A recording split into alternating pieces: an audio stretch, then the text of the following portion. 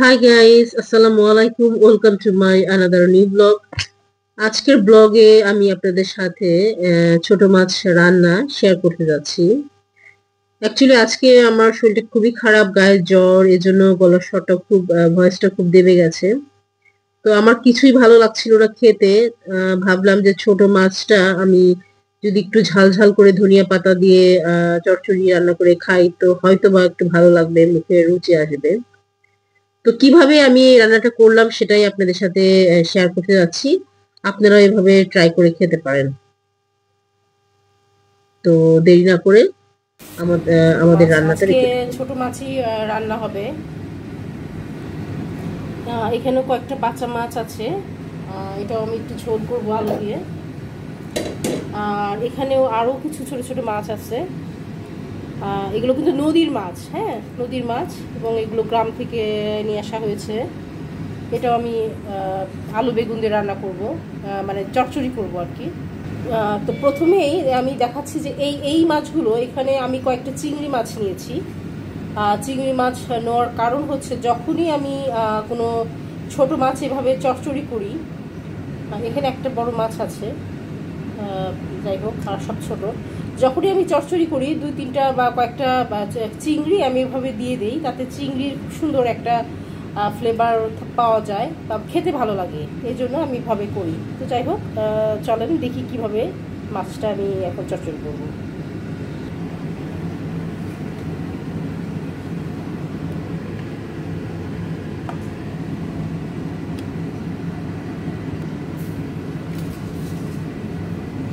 আচ্ছা, প্রথমেই আমি কাঁচামরিচ এবং পেঁয়াজটা নিয়ে নিচ্ছি।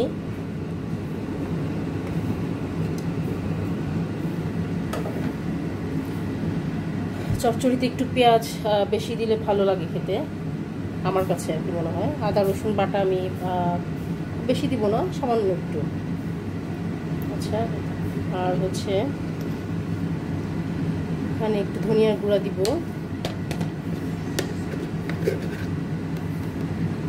এখানে একটু হলুদের গুঁড়ো দিব,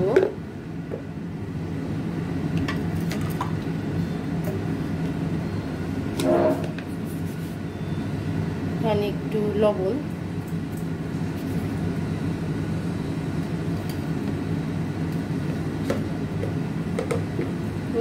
এটা দিয়ে প্রথমে আগে আমি এটাকে ভালো করে মেখে নিব।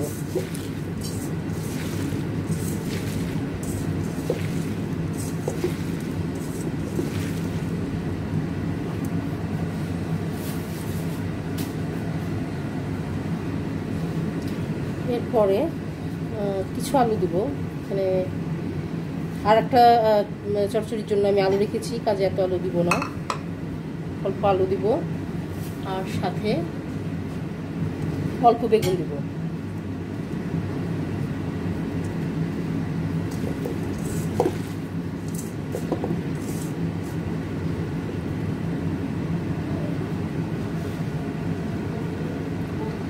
এরপর এই মাছগুলোকে দিব।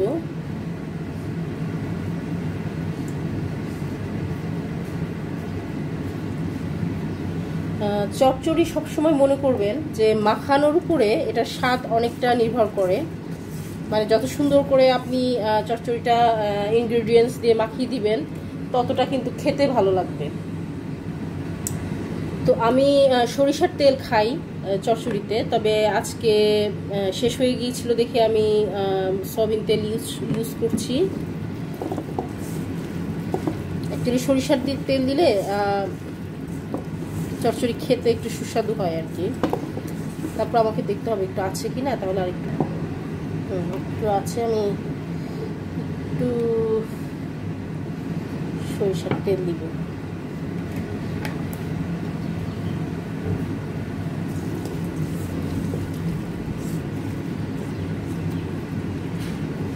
এই যে, এবং একটু সামান্য একটু পানি দিব, সামান্য একটু পানি দিব।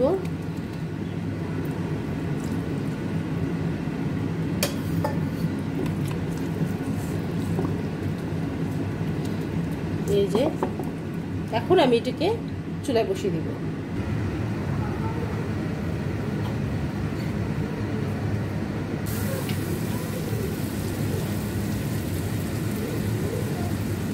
এই যে আমি এখন ধনিয়া পাতাগুলো দিয়ে দিব।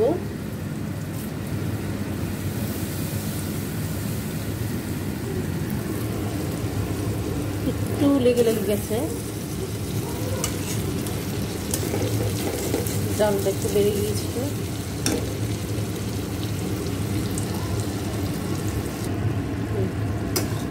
এই যে আমি চচ্চড়িটা প্রায় হয়ে আসছে, জালটা একটু বাড়িয়ে দিলাম।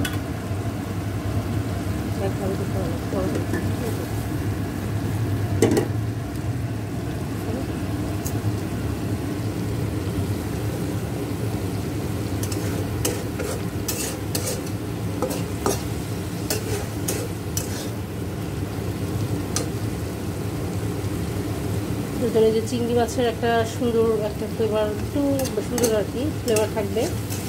আর ছোটো মাছ তো নদীর মাছ হলে, নদীর ছোট মাছ হলে আমি এভাবে করি চচ্চড়ি, আমার খেতে খুবই ভালো লাগে। আর একটু সময় রাখলেই হয়ে যাবে।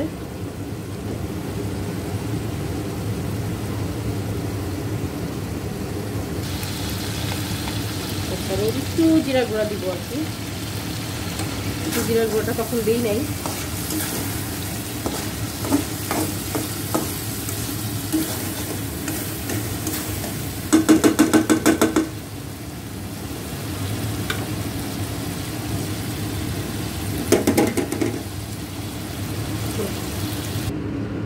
এই যে ছোট মাছের চচ্চড়ি, এটা খেতে কিন্তু খুবই সুস্বাদু। আপনারা এইভাবে ট্রাই করে খাবেন।